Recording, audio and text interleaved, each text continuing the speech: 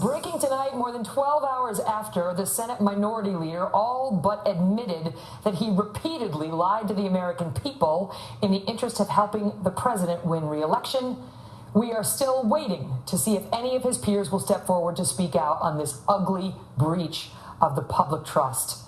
Welcome to the Kelly File, everyone. I'm Megyn Kelly.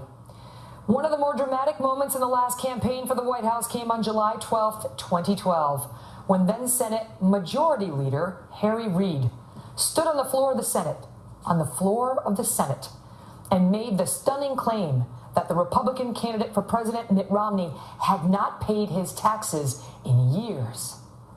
He's disclosed 1 year.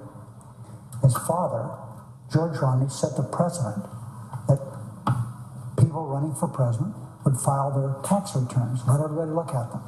But Mitt Romney can't do that because he's basically paid no taxes in the prior 12 years. Really? Immediately, the question started, how could Senator Reid know this? An anonymous source, he said. Then the fact-checkers jumped in. The Washington Post gave the claim four Pinocchios, saying the tax experts had labeled that claim highly improbable. But it didn't matter. The accusation was already out there from the Senate leader, a man in an immense position of trust. It became a talking point for Democrats and liberal columnists, and the damage was done. Fast forward to today. Mr. Reid recently announced he's retiring, and he was in the middle of a looking back interview this morning. Sort of a moment of honesty apparently overcame the man, where he was speaking with another cable network, and he was asked about his infamous tax claim. So no regrets about Mitt Romney, about the Koch brothers, because some people have even called it McCarthyite. Well, they call it whatever they want. Romney didn't win, did he? Romney didn't win, did he? That's his response? The Senate now Minority Leader is saying it doesn't matter that he lied to the country repeatedly and the stakes were a presidential election. All that matters is that Romney lost. Think about that. And the response from our other elected officials, which has been crickets. After one of our top elected leaders shares with us his complete lack of integrity, complete lack of honesty, never mind respect for the American people. And none of his peers so far has seen fit to be at least a little bit ashamed. What does this say about Washington, about America, about our politics these days? Joining me now, Dana Lash, author of Hands Off My Gun and host of Dana on the Blaze TV. This is disgusting. It's just disgusting.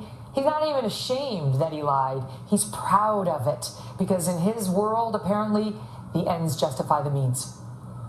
Oh, Megyn, you're absolutely right on this. And there's a reason why American politics are so polarizing. There's a reason why, and this has changed in the past 15 or 20 years, why you have people on the right and the left who can't even get along or agree on simple truths because of people like Reid. He is one of the most insufferable people in the history of the congressional body. And it's because of things like this, but the ends justify the means here. He should be censured. And I would love to see some actual leadership in the Democrat Party to step up and say, you were wrong with this. You defamed someone baselessly because you wanted to win a competition. It's all come down, Megyn.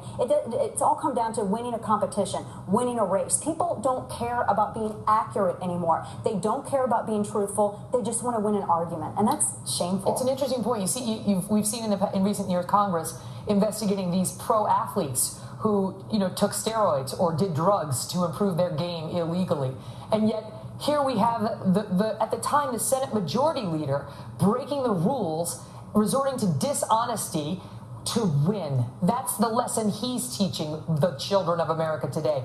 All that matters is that you win. And if you have to lie to the people who put you in office and lie to anybody watching television, so be it. No, absolutely. And that's not only the example that he's setting for his own grandchildren, but that's the example that he's setting for the rest of the party. And until he steps out, until he's done with his seat, he is going to be celebrated and everyone is going to speak of him so fondly. He is leaving behind a record of destruction in the Senate. I mean, he sabotages the amendment process. He smears people baselessly. And Mitt Romney wasn't the only one. He called the Koch brothers un-American simply because the Koch brothers do something no differently, Megyn, than any other donor center in the Democrat Party, but he's targeting them specifically because they tend to fall on the right side of things. Enough is enough, and he needs to be censured for this. But honestly, I'm not going to be surprised if that never happens, because there are no ethics. There is no morality. You have a party, as I said, that just wants to win. They don't care who they throw under the bus. They don't care about the truthfulness of it. They don't care about the morality. The reason that we are in the situation that we are in politics in the United States of America, is because of people like Reid and people with more zeal than ethics. I don't think you can condemn the whole Democratic Party for this, but Reid. Oh, they have to stand up, He's fair Megyn. game. They have to stand up. Dana, great to see you. He's fair game, but they have to stand up. Thank you, Megyn. Always good to be here. Also.